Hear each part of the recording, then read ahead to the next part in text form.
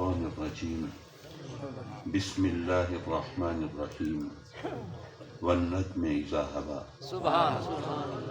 صدق الله مولانا العلي العظيم وصدق رسوله النبي الأمين ونحن على ذلك لمن الشاهدين والشاكرين والحمد لله رب العالمين.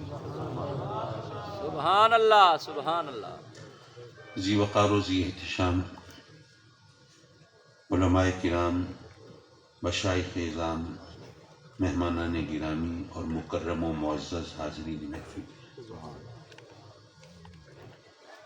آپ تمام دوست اللہ کے فضل و کرم سے کئی دنوں سے میرے آقا کریم حضور علیہ الصلوۃ والسلام کا جشن معراج منا رہے ہیں، اور بہت ہی شاندار، جاندار اور بہت خوبصورت تقاریر آپ نے سماعت کی.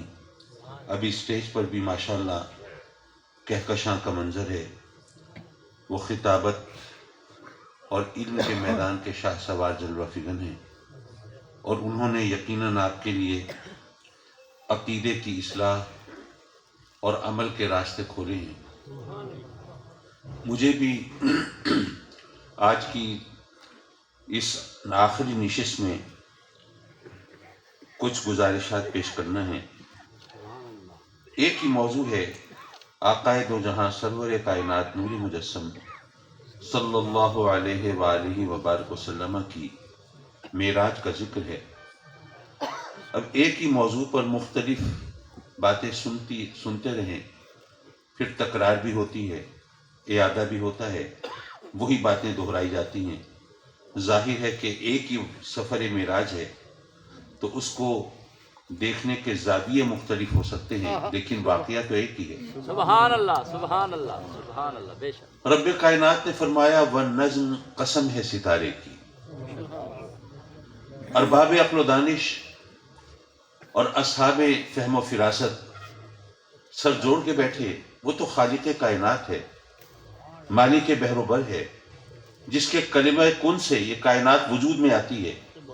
وہ تو چاند تاروں کا خالق ہے. تو جو خالق کائنات اگر ستارے کی قسم ارشاد فرما رہا ہے تو کوئی خاص ستارہ ہوگا، اس کی کوئی وقت ہوگی، اہمیت ہوگی، حیثیت ہوگی. تو وہ کون سا ستارہ ہے جس کی رب کائنات قسم ارشاد فرما رہا ہے؟ جب عقل والوں نے گھٹنے ٹیک لیے اور صاحبان فہم و فراست نے ہار مان لی، تو عشق والوں نے بتایا کہ دراصل یہاں ستارے سے مراد آقائے دو جہاں کی ذات والا ستارہ. وہ جو عقل کا دامن پکڑے کھڑے ہیں، انہوں نے اعتراض کیا، کہنے لگے کہ جناب بات یہ ہے کہ ہم ویسے کہنے کو تو کسی بھی شخص کے بارے میں کہہ دیں کہ ستارے سے ذات مراد اس کی ذات ہے، لیکن اگر آپ یہ کہتے ہیں کہ آقائے دو جہاں صلی اللہ علیہ وسلم اس سے مراد ہیں، تو کوئی وجہ تشبیہ ہوگی، کوئی قدر مشترک ہوگی، کوئی مماثلت ہوگی، کوئی مشابہت ہوگی. ایسے ہی کہہ دینا کہ اس سے مراد سرکار کی ذات ہے، یہ عقیدتوں محبتوں کا شاخسانہ تو ہو سکتا ہے، لیکن اس کا حقیقت سے تو کوئی تعلق نہیں جڑ سکتا. تو لوگوں نے بتایا کہ بات یہ ہے کہ پرانے زمانے میں جب قافلے سفر کرتے تھے تو دن کے وقت تو راستے نظر آتے تھے، نشانیاں نگاہوں کے سامنے ہوتی تھی. جن مسافروں کو بتایا کہ جناب اس طرح راستہ جائے گا، درختوں کا جھنڈ ہوگا، اس کے پاس سے گزرنا ہوگا، آگے ایک ٹیلا آئے گا، اس کے گرد سے چکر لگا کے آگے جانا ہوگا، پھر ایک بستی ہوگی، اس کو کراس کرنا ہوگا، پھر ایک ندی ہوگی، اس کے پار جانا ہوگا. تو دن کے وقت تو نشانیاں نظر آ رہی ہوتی تھی، وہ دیکھ کے لوگ چلے جاتے تھے. اگر کہیں مغالطہ ہوتا، کہیں کسی غلط فہمی کا امکان ہوتا، تو دن کے وقت کوئی دوسرا قافلہ بھی نظر آ جاتا تھا. بستیوں کے پاس سے گزرتے ہوئے وہ بستی کے باشندے بھی دکھائی دیتے تھے. کوئی راہگیر بھی سرے راہ ٹکرا جاتا تھا تو اس سے پوچھا جا سکتا تھا، راستے کے بارے میں رہنمائی دی جا سکتی تھی. لیکن جب رات کا وقت ہوتا اور کوئی قافلہ سفر کرتا تو اس وقت اندھیرے کی وجہ سے نشانیاں نگاہوں سے اوجھل ہیں. جو راستے کے بارے میں معلومات دی گئیں ان کو دیکھنا ممکن نہیں ہے، اور رات کا وقت ہے، کوئی دوسرا قافلہ بھی نہیں ٹکراتا، کوئی راہگیر بھی نظر نہیں آتا، کوئی شخص رہنمائی کرنے والا نہیں، تو جب راہ دکھانے والا کوئی اور نہیں ہوتا تھا تو اس وقت لوگ ستاروں سے رہنمائی لیتے تھے۔ ستاروں کو دیکھ کر پتہ چلتا تھا کہ سمت سفر کیا ہے، کدھر جانا ہے، منزل مراد کس طرف ہے۔ تو جب راستہ بتانے والا کوئی اور نہیں ہوتا تھا تو ستارے رہنمائی کرتے تھے۔ تو رب کائنات نے بھی گویا یہ فرمایا کہ اے محبوب، میں نے ہادی بھیجے ہیں، پیغمبر بھیجے ہیں، رسول بھیجے ہیں، نبی بھیجے ہیں، راستے دکھانے والے بھیجے ہیں، لیکن اے محبوب سب گزر گئے، وقت کی گرد میں کھو گئے، ان کی تعلیمات بھی لوگوں کے ذہن سے محو ہو گئیں۔ اب راہ بتانے والا کوئی اور نہیں، منزل مراد تک پہنچانے والا کوئی اور نہیں، رہنمائی کرنے والا کوئی اور نہیں۔ اے محبوب اب تو نبی آخر الزمان ہے، بس تو ہی راستہ دکھانے والا ہے، اے محبوب تیری قسم۔ سبحان اللہ، سبحان اللہ، سبحان لوگوں نے کہا کہ اچھا ٹھیک ہے، آپ نے بات کہا تو بات مان لی، لیکن سوال یہ ہے کہ قرآن مجید صرف ماضی کے لوگوں کے لیے تھا یا آج کے لوگوں کے لیے بھی ہے؟ آج کی دنیا میں کتنے لوگ ہیں جو ستاروں سے رہنمائی لیتے ہیں؟ آج کل تو ماشاءاللہ نیویگیشن سسٹمز ہیں،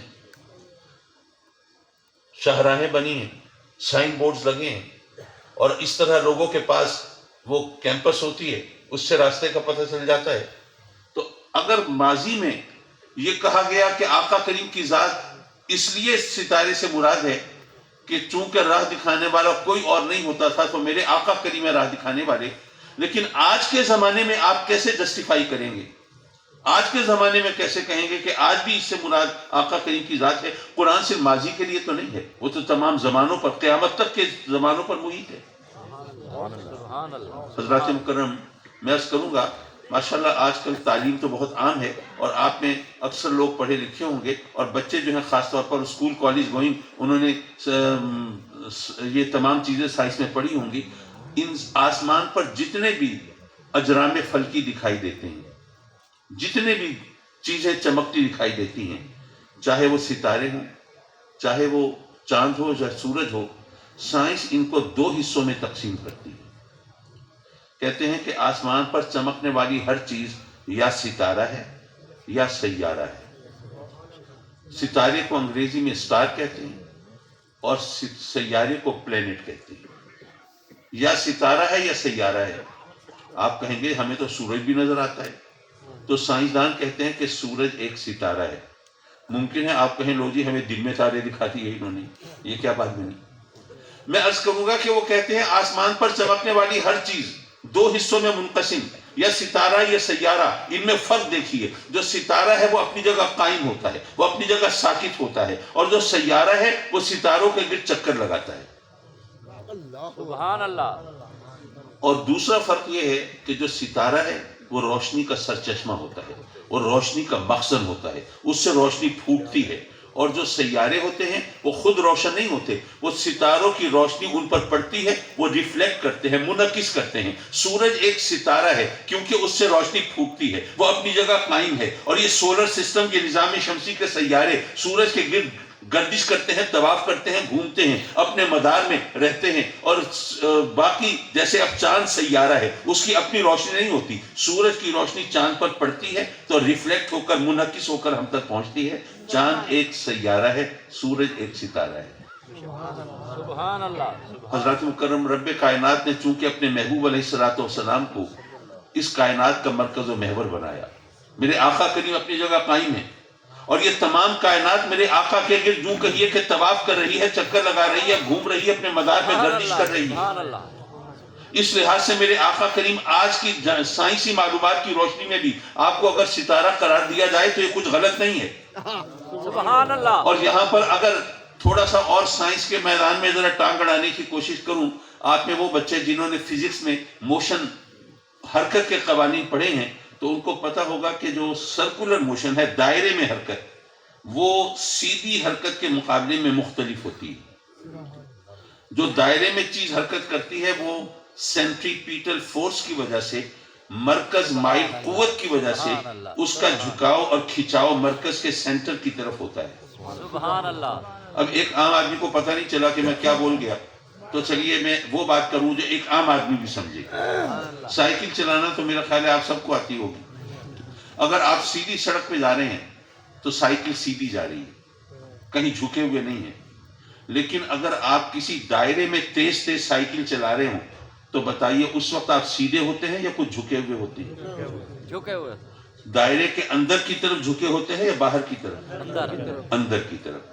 یہ سرکولر موشن کا قانون ہے کہ جو چیز دائرے میں حرکت کرتی ہے اس کا جھکاؤ مرکز کی طرف ہوتا ہے.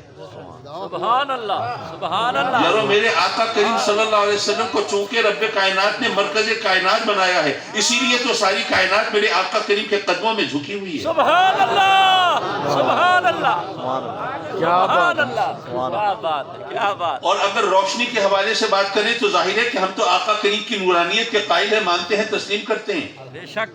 اور ایک اور چیز بھی یاد رکھیے, یہ چیز آپ کے تجربوں میں تو آئی ہوگی لیکن شاید اس طرح بیان نہ کی گئی ہو.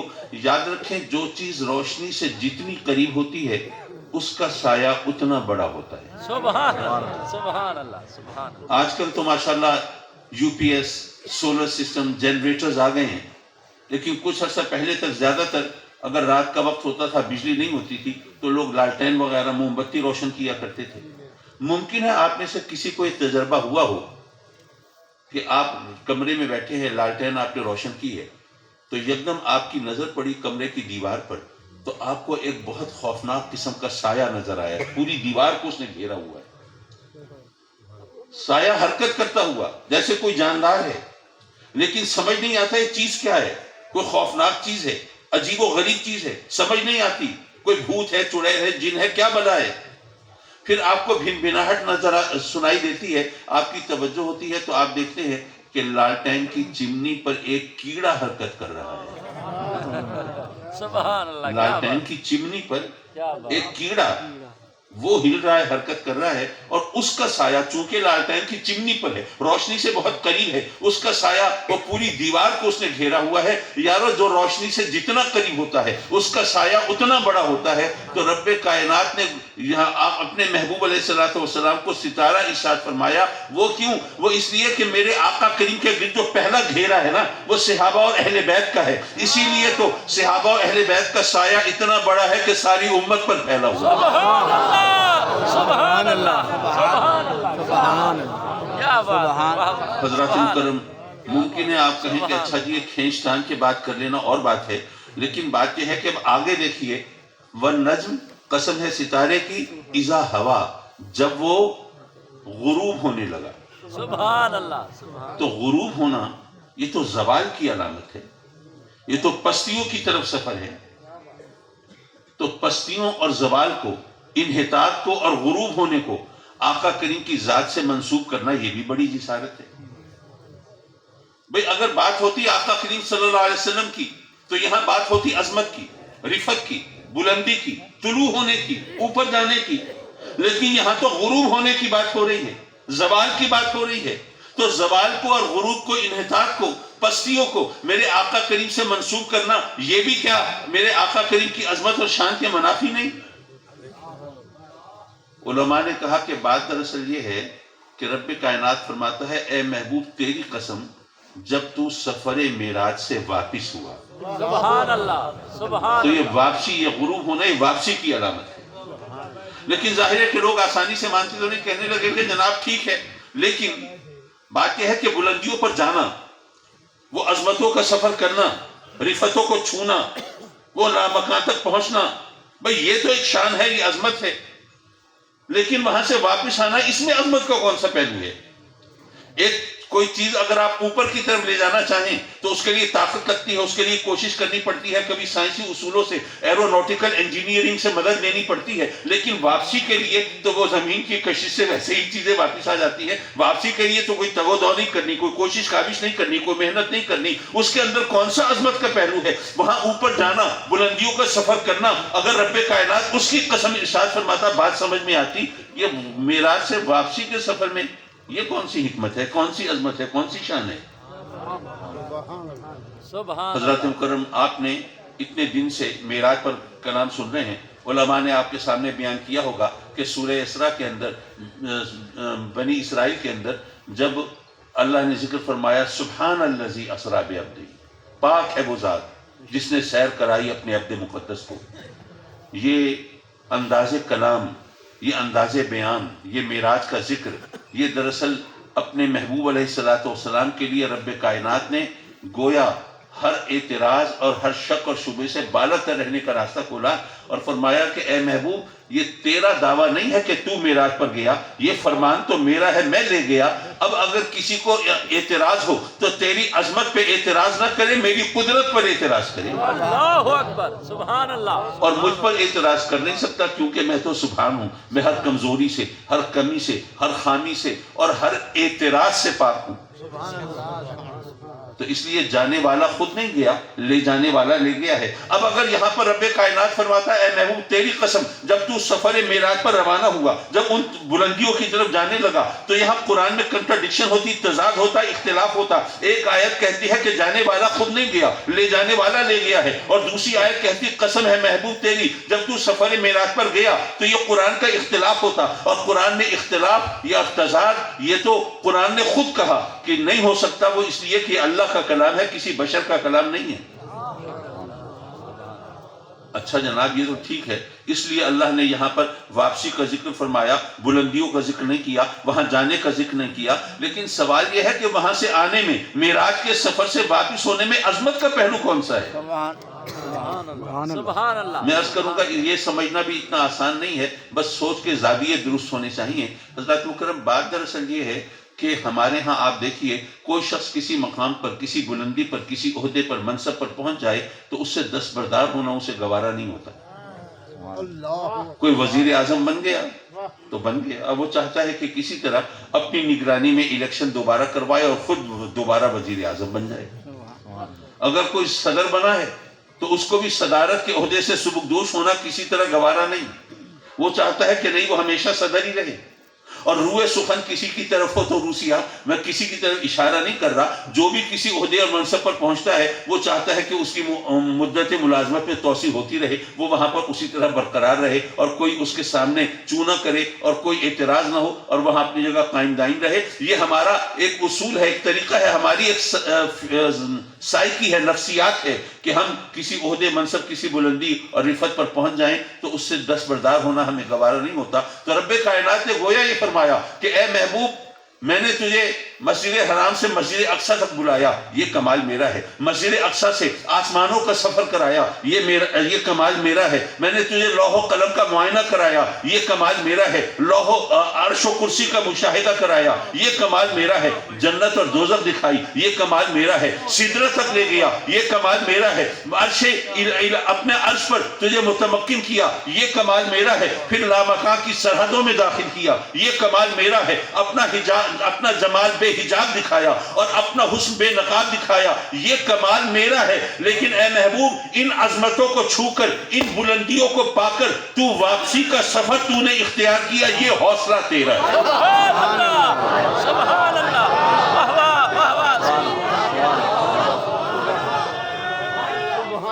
یا رسول اللہ۔ اے محبوب اگر تیری جگہ کوئی اور ہوتا یہاں ان عظمتوں کو چھو کر پھر مچل جاتا، وہ ریڈیاں رگڑتا، ضد کر جاتا، مولا یہاں آ کر واپسی کا سفر کروں، مولا یہ تو مجھے گوارا نہیں ہے، یہاں فنا کر دے، یہاں ختم کر دے، مولا ناپید کر دے، لیکن ان بلندیوں کو چھو کر واپس نہیں جاؤں گا۔ اے محبوب تیری جگہ کوئی اور ہوتا مچل جاتا، ضد کر جاتا، واپسی پر کسی طرح آمادہ نہ ہوتا۔ ان بلندیوں تک بلایا، یہ کمال میرا، یہاں پہنچ کر واپس ہوا، یہ حوصلہ تیرا۔ سبحان اللہ۔ حضرات مکرم میں زیادہ دیر آپ کے صبر اور حوصلے کا امتحان نہیں لینا چاہتا، صرف ایک بات اور کرتا چلوں۔ دیکھیے فرض کیجئے وزیر اعظم کی طرف سے بلاوا آیا، جناب چلیے سومرو صاحب کے کندھے پہ بندوق رکھتے ہیں، سومرو صاحب کو جناب لیٹر ملا پرائم منسٹر کی طرف سے کہ جناب آپ فلاں دن کو اتنے بج کر اتنے منٹ پر آپ مہربانی کریں پرائم منسٹر ہاؤس تشریف لائیں اور آپ سے ملاقات ہو۔ جناب لیٹر آیا، سومرو صاحب خود بھی حیران ہوئے، میرا تو کبھی ایسا رابطہ نہیں رہا، پتہ نہیں کیوں دعوت آئی۔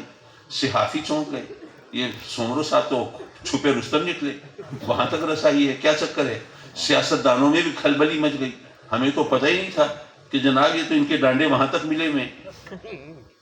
حضرات مکرم خیر سومرو صاحب وہاں تشریف لے گئے، وقت مقررہ سے کچھ پہلے چلے گئے تاکہ ظاہر ملاقات میں آسانی رہے. وہاں پہ دربان ہے، سیکیورٹی گارڈز ہیں، وہاں پر سارا سسٹم ہے. تو ان لوگوں نے پوچھا جی فرمائیے کیسے تشریف لائے؟ آپ نے کہا جی پی ایم سے ملاقات ہے. کہا اچھا جی آپ کے پاس کوئی انویٹیشن ہے؟ انہوں نے لیٹر نکال کے دکھایا کہ دیکھیے. انہوں نے لیٹر دیکھا، اپنے پاس ان کے پاس لسٹ بنی ہوئی تھی کہ جناب آج کون کون وزٹرز آنے ہیں، وہ دیکھا، اس میں سومرو صاحب کا نام تھا، اس پہ انہوں نے ٹک کیا، ان کو ادب احترام سے آگے بھیجا. پھر وہاں پر ملاقات ہوئی، ملاقات کر کے واپس آئے. تو اب یہاں پر سب لوگوں میں کھلبلی مچی ہوئی ہے.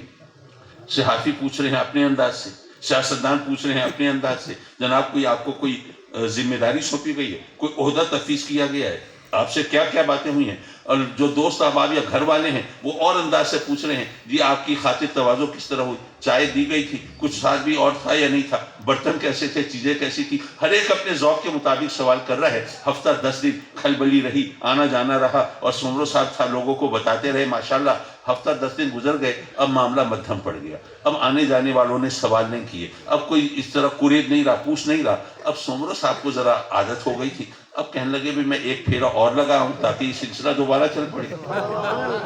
اگلے ہفتے پھر پہنچ گئے. اب سیکیورٹی والوں نے روک لیا، جناب کہاں؟ کہا جی پی ایم سے ملاقات. کہا جی آپ کے پاس لیٹر؟ انہوں نے پچھلا لیٹر نکال کے دکھا دیا.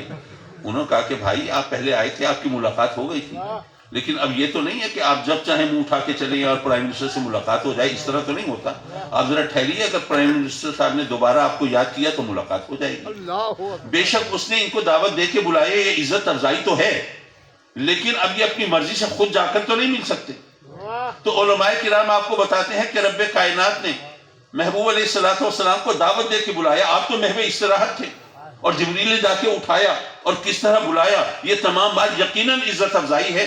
اللہ نے دعوت دے کے بلایا، لیکن میرے آقا کریم اپنی مرضی سے خود بھی جا سکتے ہیں.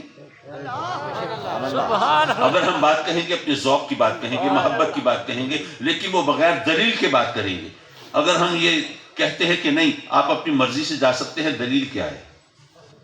میں عرض کروں گا کہ دیکھیے یہ معراج، پہلے تو یہ سمجھیے معراج اصل میں یہ مسجد حرام سے مسجد اقصی تک نہیں ہے، سدرہ تک نہیں ہے. اصل میں معراج جس کو علماء نے اعراج سے تعبیر کیا ہے، وہ تو کمال قرب الوہیت کا نام ہے. لامکان کی سرحد میں اللہ سے اتنا قریب ہونا جو کسی اور کو نصیب نہیں، بلکہ ہم اس کا اندازہ بھی نہیں کر سکتے. بلکہ اگر آپ غور کریں تو قرآن مجید کی فصاحت و بلاغت اور اس کی صداقت اور سچائی کا یہ کتنا بڑا معیار ہے کہ بات لامکان کی ہو. جہاں نہ مکان ہے نہ زمان ہے، وہاں کی بات کریں تو اب بات کریں تو کس انداز سے کریں؟ کتنے قریب ہوئے، کتنے قریب ہوئے.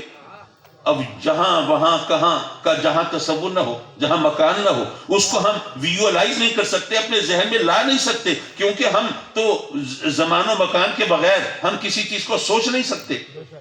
تو رب کائنات نے کس طرح فرمایا کتنے قریب ہوئے؟ فرمایا فَكَانَ قَابَ قَوْسَيْنِ، 2 کمانوں جتنے قریب ہوئے.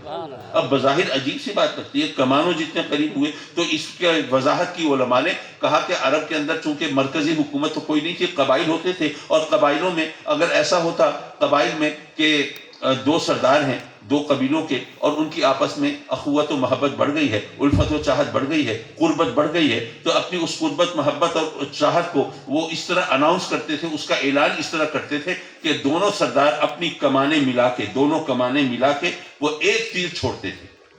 یہ ایک سمبولک لینگویج ہوتی تھی، ایک علامتی زبان ہوتی تھی. لوگوں کو بتایا جاتا تھا دیکھو کمانے تو 2 ہیں لیکن تیر ایک ہی ہے، اس کا ہدف ایک ہے، نشانہ ایک ہے. تو ٹھیک ہے ہم انسان تو 2 ہیں، سردار تو 2 ہیں، لیکن یاد رکھو آج کے بعد سے ہماری بات ایک ہی ہے، وعدے وعید ایک ہیں، ہمارا دوست ایک ہے، دشمن ایک ہے، خوشی ایک ہے، ناخوشی ایک ہے. یہ ہماری جو ہمارا دوست ہے وہ اس کا دوست ہے، جو اس کا دوست ہے وہ میرا دوست ہے، جو اس کا وعدہ ہے وہ میرا وعدہ ہے، جو میرا وعدہ ہے وہ اس کا وعدہ ہے. تو اس طرح وہ قربت کا انداز. اب سوچئے لامکان میں اگر رب کائنات فرماتا اتنے قریب ہوئے کہ درمیان میں کوئی جگہ نہیں، تو وہ تو لامکان ہے، وہاں جگہ کا سوال ہی نہیں، تو وہاں پہ قرب کا کیسے بیان کیا جائے؟ تو قرآن نے وہ کسی اس انداز سے مکان کے حوالے سے نہیں بلکہ جذبات کے حوالے سے بتایا فَكَانَ قَابَ قَوْسَيْنِ. سبحان اللہ.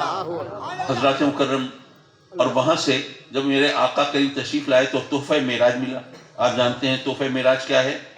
نماز ہے. الصلاۃ معراج المومنین.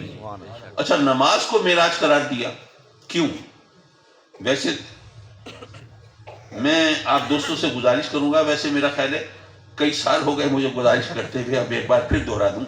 بے شک ہم اہل سنت کے نزدیک بزرگوں کی دستبوسی جائز ہے، لیکن فرض نہیں ہے، واجب بھی نہیں ہے، سنت بھی نہیں ہے، صرف مستحب ہے. اور مستحب وہ کام ہوتا ہے جو کر لیا جائے تو سبحان اللہ اچھا ہے، نہ کیا جائے تو کوئی برائی نہیں. اور دوسری بات یہ بھی کہ جن بزرگوں کے ہاتھ چومنا ہم مستحب کہتے ہیں نا، وہ تو اب دکھائی نہیں دیتے. تو اس لیے آپ مہربانی کریں، آپ کی عقیدت محبت جہاں آپ کو لے جائے آپ دستبوسی ضرور کریں، لیکن میرے ساتھ ذرا ہاتھ ہلکا رکھیں، ذرا مہربانی کریں.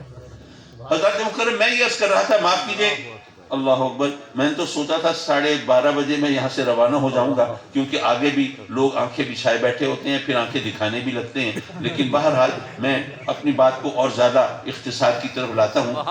تحفہ معراج ملا، نماز کو معراج کیوں قرار دیا؟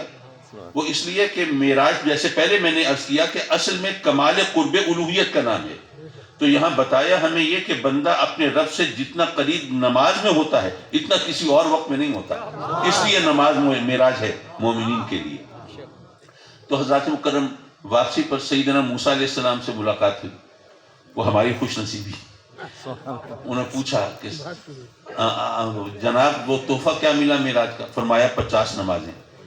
انہوں نے منت کی کہ جناب یہ 50 نمازیں بہت ہیں، یہ کیا ہر وقت یہ لوٹے مسلح کے چکر میں رہیں گے؟ مہربانی کریے کم کرائیں. ان کے کہنے پر میرے آقا کریم واپس گئے، پھر آئے، پھر پوچھا ہوں صحیح؟ آپ نے کہا جی اب 45 رہ گئیں. انہوں نے اصرار کیا، یہ بھی ان کے بس کی نہیں ہے. اسی طرح آپ جانتے ہیں پھر 40، پھر 35، پھر 30، پھر 25، پھر 20، پھر 15، پھر 10، پھر 5. ویسے حضرت موسیٰ علیہ السلام نے تو چکر چلایا تھا کہ اس نے یہ ٹنٹا ختم کریں، ایک پھیرا اور لگا دیا. لیکن میرے آقا کریم نے کہا کہ نہیں موسیٰ، اب مجھے اپنے رب سے حیا آتی ہے. اور جب میرے آقا کریم نے اس پر گویا اپنی رضامندی کا اظہار کیا تو پھر کسی نے منادی دی کہ اب یہ قیامت تک یہ 5 نمازیں فرض کر دی گئیں. حضرت مکرم رب کائنات نے اپنے محبوب علیہ السلام کو دعوت دے کر تو ایک بار بلایا تھا، لیکن یہ 9 پھیرے تو میرے آقا کریم اپنی مرضی سے لگا کے آئے. سبحان اللہ، سبحان اللہ.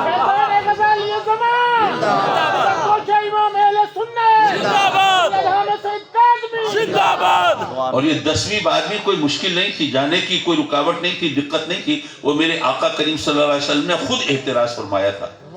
حضرات مکرم ہم خوش نصیب ہیں، اس ہستی کے امتی ہیں جن کا امتی ہونے کی خواہش خود انبیاء کرام علیہ السلام نے کی تھی. اور ہمیں یہ بن مانگے یہ نعمت مل گئی، یہ عزت مل گئی، اس لیے ہم نے اس کی اس طرح قدر نہیں کی. اللہ تو اب ایسے میں اس محفل کے اختتام پر ہم رب کی بارگاہ میں جھولی پھیلاتے ہیں اور عرض کرتے ہیں کہ مولا تو نے جو عزت دی ہے ہمیں اس عزت کا احترام کرنے کی بھی توفیق عطا فرما.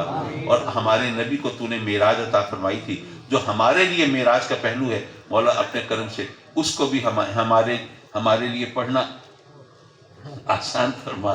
اور دراصل وہ ایک کان سے سن کے دوسرے کان سے نکال دیتے ہیں. اب میں یہاں یہ بحث نہیں کرتا کہ درمیان میں رکاوٹ کوئی کیوں نہیں ہوتی. بہت شکریہ نواز. تو حضرات مکرم اب اس محفل کے اختتامی لمحات ہیں. میرا خیال ہے کہ درود و سلام پڑھیں، دعا اس کے بعد کرتے ہیں.